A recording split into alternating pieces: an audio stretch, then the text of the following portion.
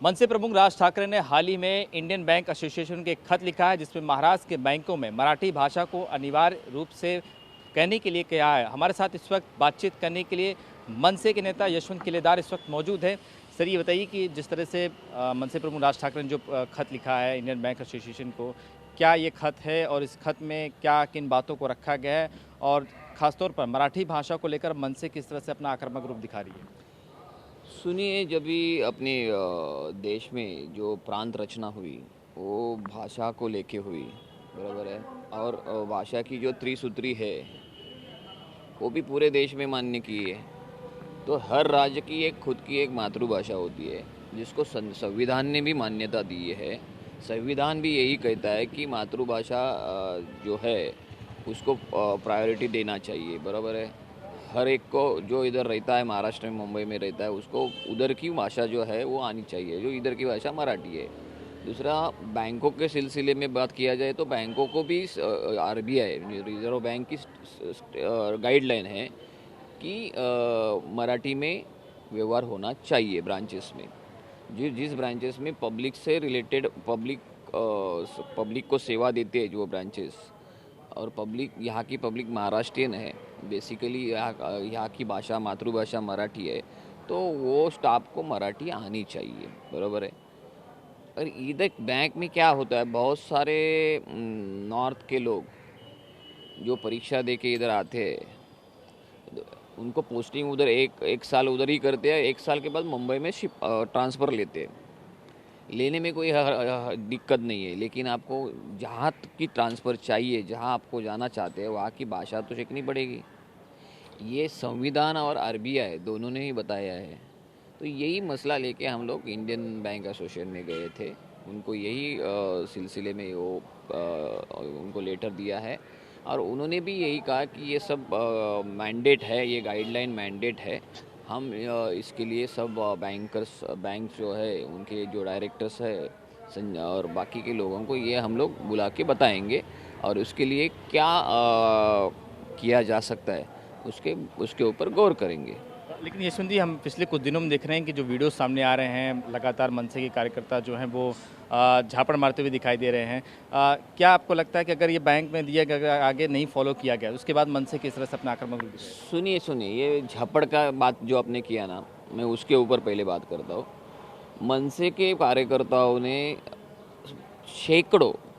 सैकड़ों बैंक में ये लेटर दिया, बराबर। उसके हज़ारों ब्रांचेस में लेटर दिया, बराबर। हज़ारों ब्रांचेस में से 2-3 बैंक में ऐसा ये झापड़ का सिलसिला हुआ। वो क्यों हुआ? वहाँ का कोई स्टाफ हो या कोई वो सिक्योरिटी गार्ड हो, अगर वो बोलेगा कि कौन सी मराठी गई तेल लगाने, अगर ऐसा कोई बोलता है, ऐसे कोई एक्शन करता है, तो उसको रिएक्शन तो मिलेगी ना भाई। क्यों नहीं मिलेगी?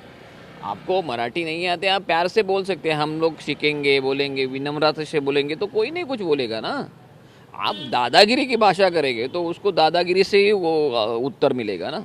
वो, और ये 2-3 जगह हुआ है जिधर हज़ारों ब्रांचेस में लेटर दिया, उधर कुधर कुछ नहीं हुआ, खाली 2-3। और मीडिया क्या ऐसे चीज़ों को वही एक सीन दिखाती रहती है, तो लोगों को लगता है कि हर जगह मारझोड़ हो रही है। ऐसा कुछ नहीं है।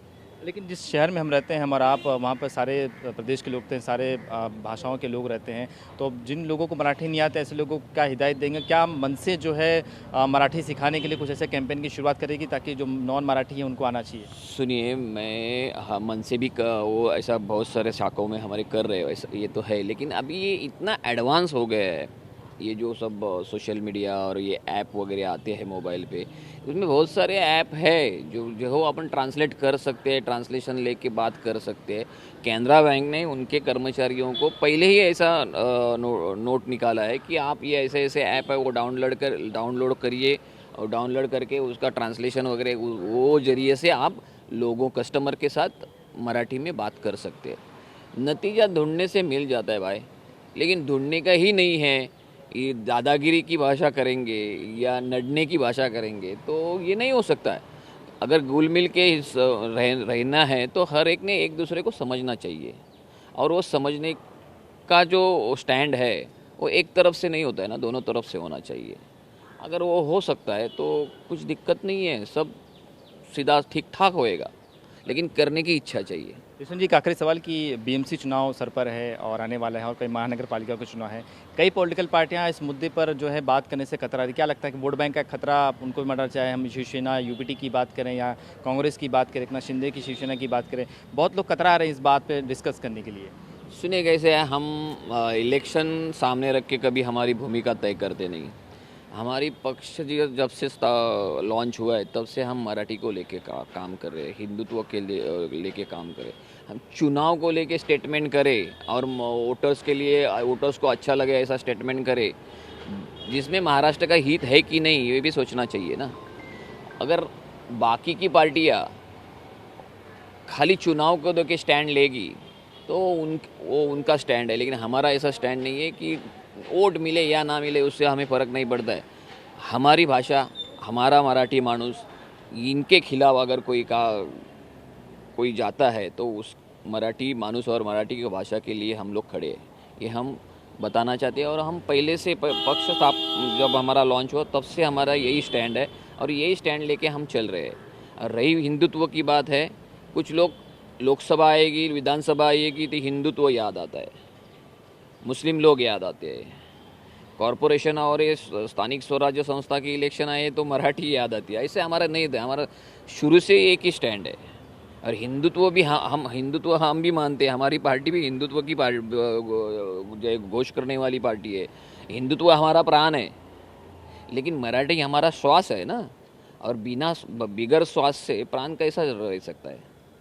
तो ये बात हर पार्टी ने समझनी चाहिए कि पहले अपनी मातृभाषा है, अपने जो लोग हैं, महाराष्ट्र के लोग हैं, उनका हित देखना चाहिए। चुनाव वगैरह बाद में आते रहते जाते रहते, ये हित तो उनका देखना ही चाहिए और वो देखते नहीं है।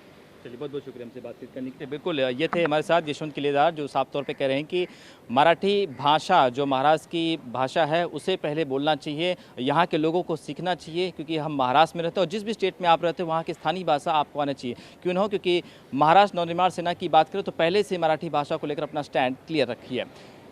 कैमरामैन साई के साथ शुभम पांडे, TV9 भारतवर्ष, मुंबई।